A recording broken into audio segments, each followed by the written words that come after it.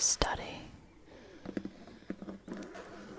I have a very famous book here that you probably know. We've got two dolphins in the bottom corner. You probably can't guess from the dolphins what it is, but I'll show you.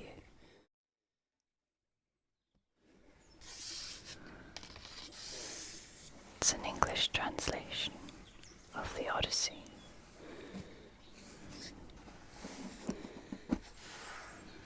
Such a long story, and I thought it would be perfect as a starting point for a languid afternoon,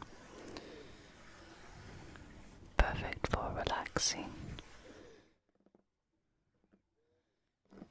Maybe some tingles from the book and paper sounds.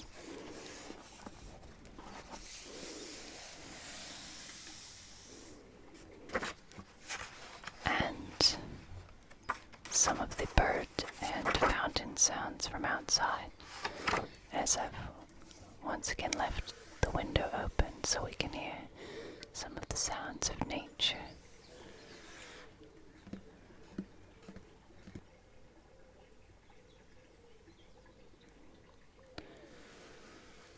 I'll start by reading a small part of Homer.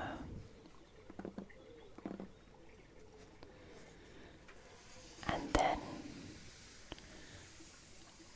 a poem by Alfred Lord Tennyson corresponding to the section of the Odyssey. And hopefully you will relax and perhaps nod off to sleep on this lazy, languid afternoon.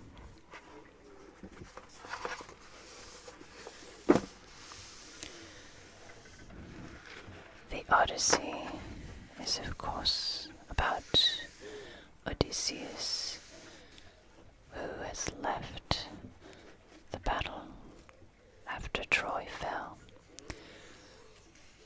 and with his ships and men makes his way very slowly and painstakingly back home. Along the way he has many adventures, and I will read you a bit from Book 9. From there we sailed on, glad to escape our death, yet sick at heart for the dear companions we had lost. But I would not let our rolling ships set sail until the crews had raised the treble cry, saluting each poor comrade cut down by the fierce Cicones on that plain. Now Zeus, who masses the storm clouds, hit the fleet with the north wind, a howling demonic gale, shrouding over in thunderheads the earth and sea at once, and night swept down from the sky, and the ships went plunging headlong on. Our sails, slashed to rags by the hurricane's blast, we struck them, cringing at death. We rowed our ships to the nearest shoreline, pulled with all our power. There, for 2 nights, 2 days, we lay by, no let up, eating our hearts out, bent with pain and bone tired.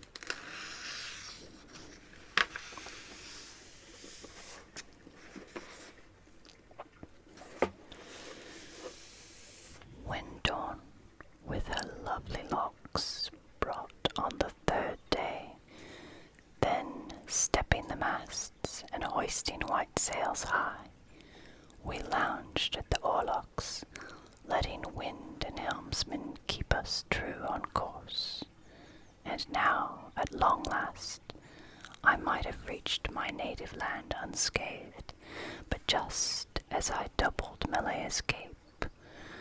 tide rip and the north wind drove me way off course, careering past Cithra.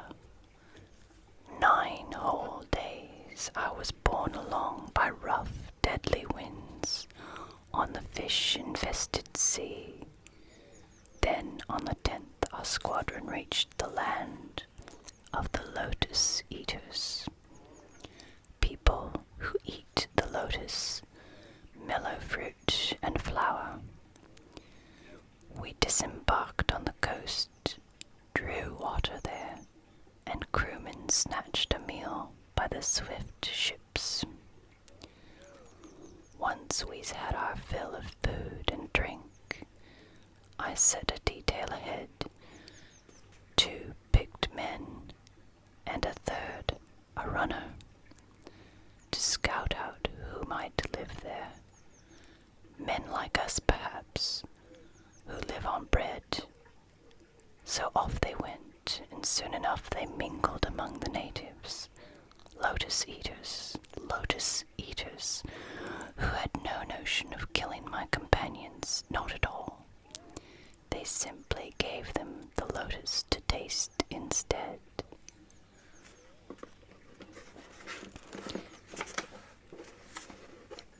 Any crewman who ate the lotus, the honey-sweet fruit, lost all desire to send a message back, much less return.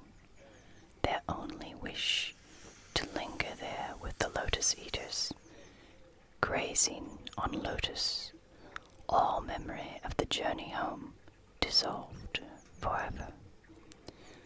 But I brought them back to the hollow ships and the streaming tears. I forced them, hauled them under the rowing benches, lashed them fast, and shouted out commands to my other steady comrades.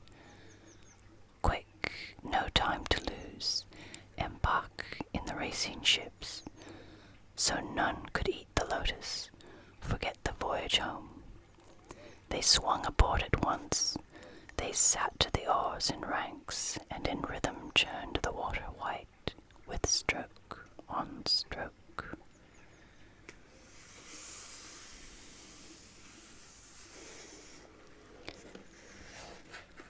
That is Odysseus and his crew and their experience of the island of Lotos-eaters, who once they eat this beautiful sweet fruit, soon forget all of their troubles and all of their purpose, and only wish to stay there, lazily eating the lotus fruit. This short episode in the Odyssey made quite an impression, as did this island of lotus-eaters, as well as the lotus tree itself, such that later Herodotus wrote about an island he believed was that of the lotus-eaters, and later Polybius and Strabo added their accounts of geography.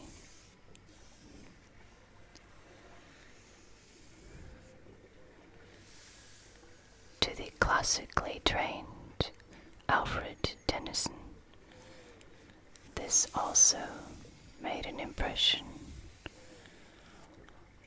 a very poignant tale that talks about men traveling far from home and encountering a brief respite from their troubles, however ill thought out. On his trip to the Pyrenees with friends, Tennyson also composed a piece or a poem titled The Lotos-eaters, which I will now read for you.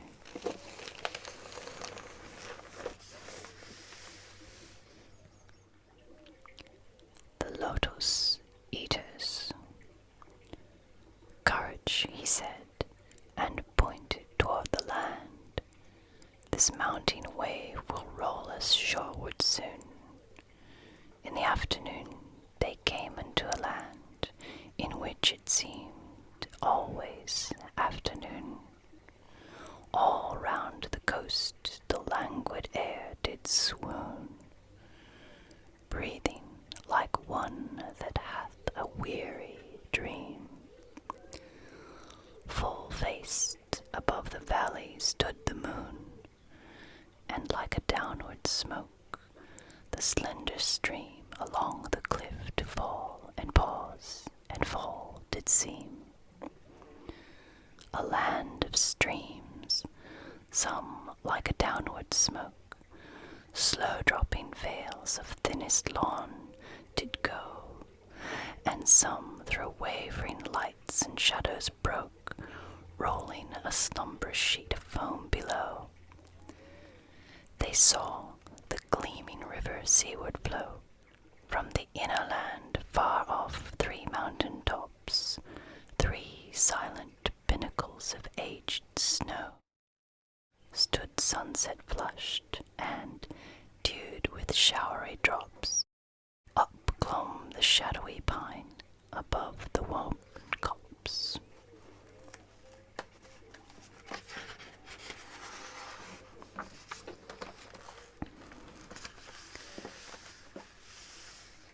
The charmed sunset lingered low adown in the red west. Through mountain clefts the dale was seen far inland, and the yellow down bordered with palm, and many a winding vale, and meadow set with slender galingale. A land where all things always seemed the same, and round about the keel with faces pale, dark faces pale against that rosy flame, the mild-eyed melancholy lotus-eaters came. Branches they bore of that enchanted stem, laden with flower and fruit, whereof they gave to each. But whoso did receive of them, and taste to him the gushing of the wave, far, far away, did seem to mourn and rave.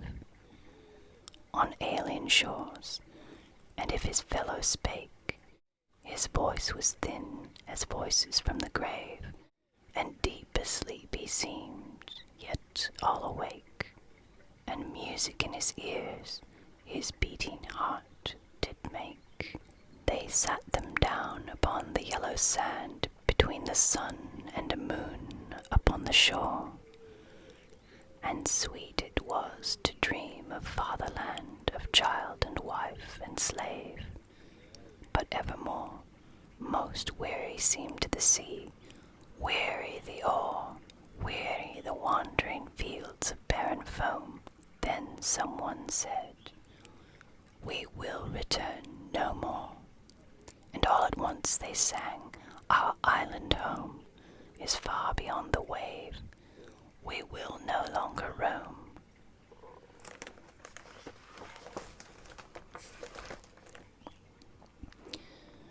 There is sweet music here that softer falls than petals from blown roses on the grass, or night dews on still waters between walls of shadowy granite in a gleaming pass. Music that gentlier on the spirit lies than tired eyelids upon tired eyes. Music that brings sweet to sleep down from the blissful skies. Here are cool mosses deep, and through the moss the ivies creep, and in the stream the long-leaved flowers weep, and from the craggy ledge the poppy hangs in sleep. Why are we weighed upon with heaviness, and utterly consumed with sharp distress, while all things else have rest from weariness? All things have rest, why should we toil alone?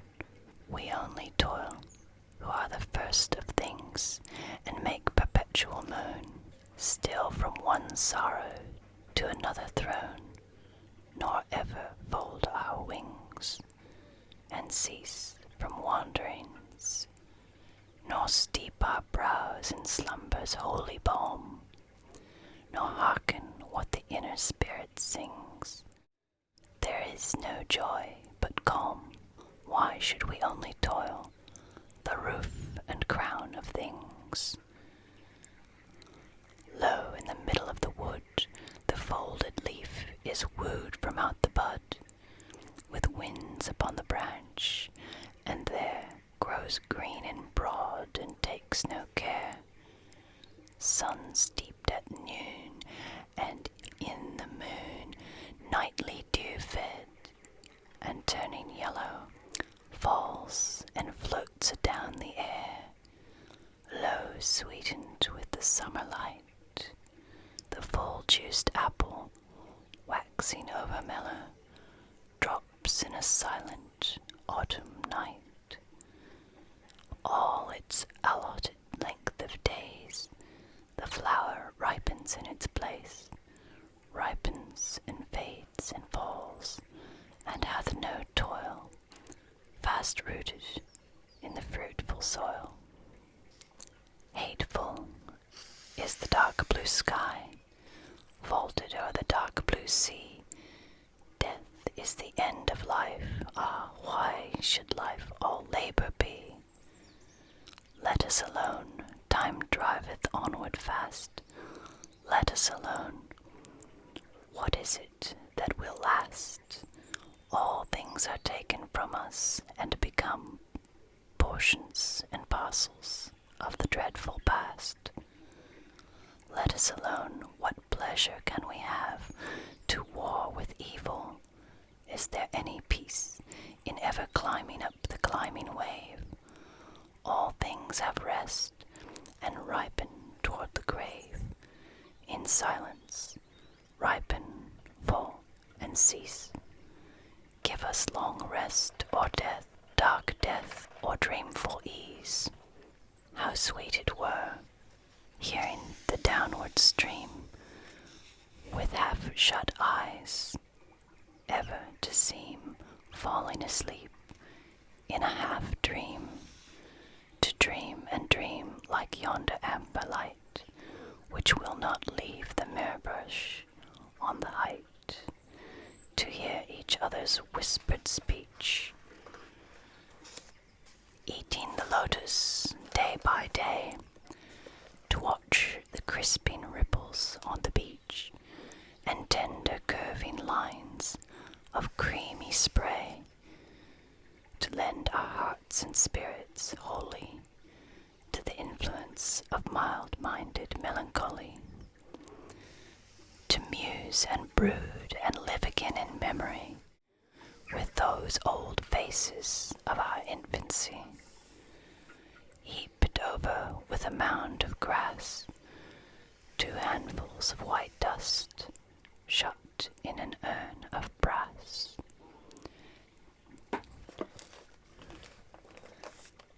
Dear is the memory of our wedded lives, and dear the last embraces of our wives, and their warm tears, but all hath suffered change, for surely now our household hearths are cold, our sons inherit us, our looks are strange, and we should come like ghosts to trouble joy.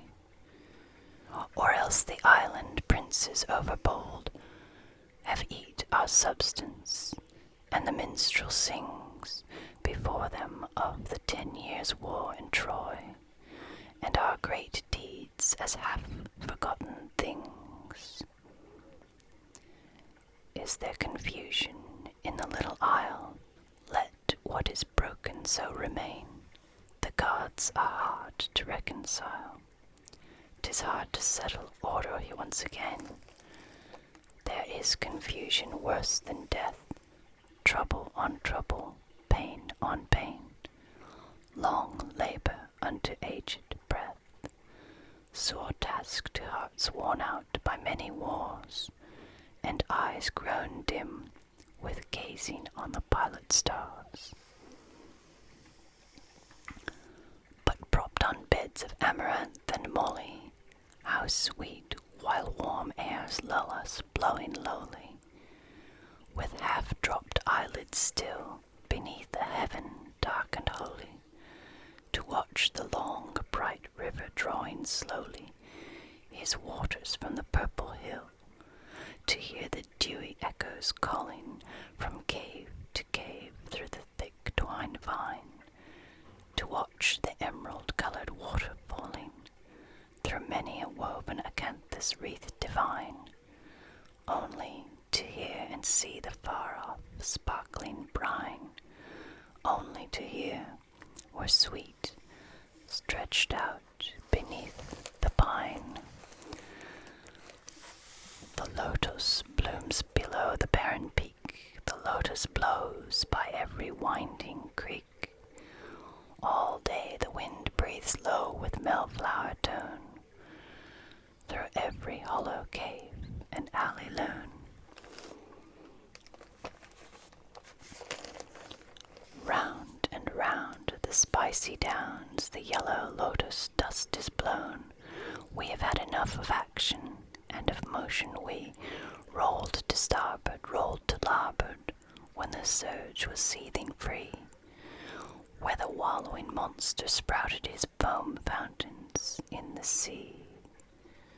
Let us swear an oath and keep it with an equal mind, in the hollow lotus land to live and lie reclined, on the hills like gods together, careless of mankind, for they lie beneath their nectar, and the bolts are hurled far below them in the valleys, and the clouds are lightly curled round their golden houses, girdled with the gleaming world, where they smile in secret, looking over wasted lands.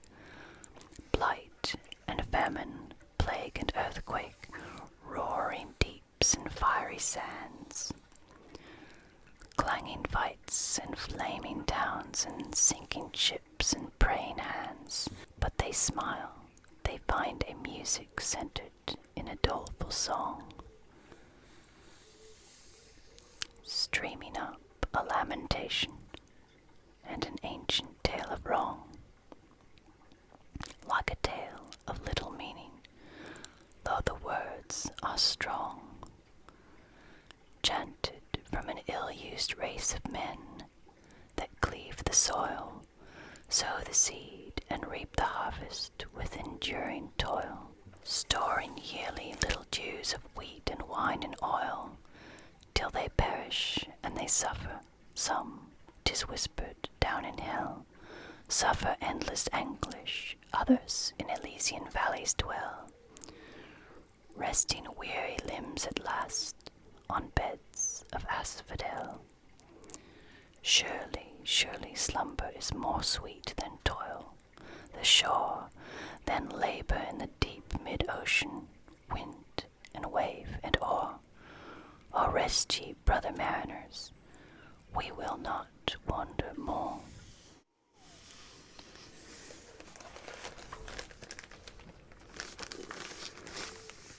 There you have Alfred Lord Tennyson's The Lotos-eaters, written on his trip to Spain and revised and rewritten and amended before publication.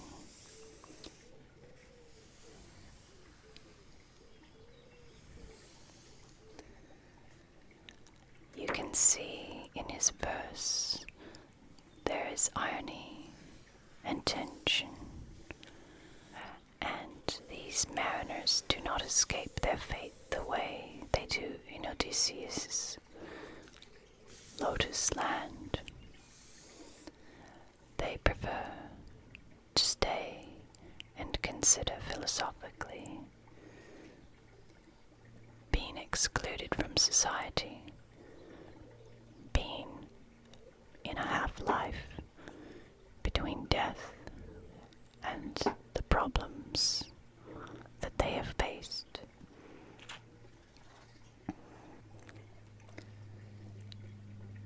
Tennyson, of course, employs several devices in his verse. Among them are the Alexandrine, to portray this languidity, laziness, inability, or unwillingness to progress, to just remain in the half-life, in the languid afternoon.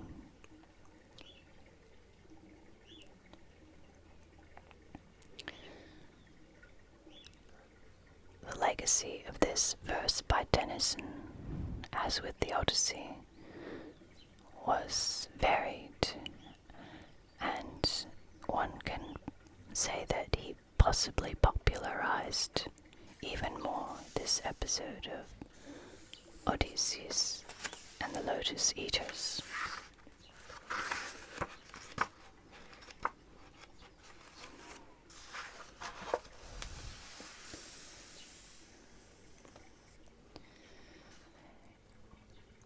Indeed, there was a gentleman's club in New York City in the late 19th century, among the members of which was Mark Twain himself. It was a club of writers and aspiring literary wits.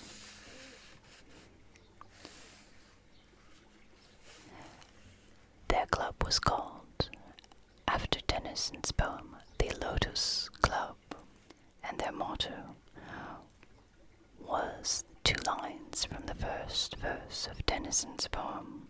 In the afternoon they came into a land in which it seemed always afternoon, to prolong or revel in that time in the afternoon between working and activity and the coming evening, in which ideas can come, in which discussions can happen, in which imagination can flow.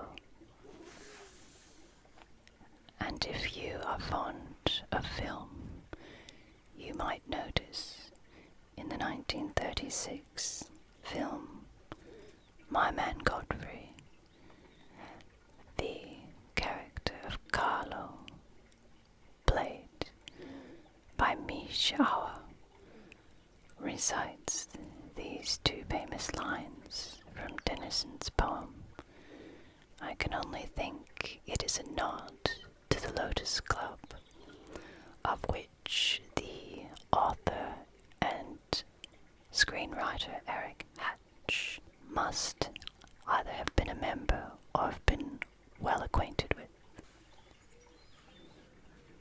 As afternoon fades, we can still hear the sounds from outside, the pigeons, the fountain, a few birds, and the afternoon light fades.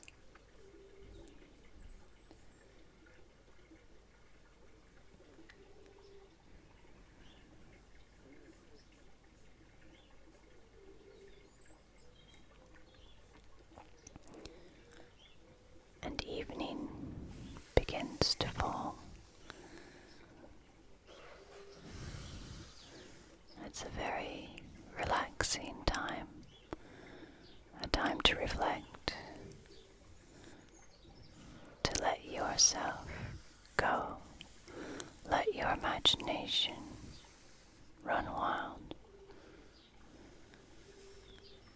a time that Bernard Devoto called the violet hour, the hour of hush and wonder, when the affectations glow and valor is reborn, when the shadows deepen along the edge of the forest, and we believe that, if we watch carefully, at any moment, we may see the unicorn.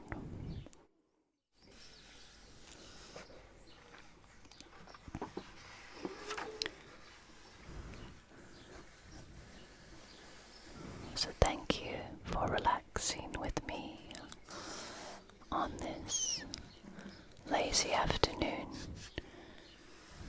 I hope you've enjoyed the sounds and the poems.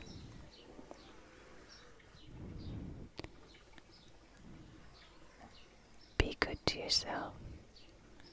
Be kind to others. And this afternoon, as always,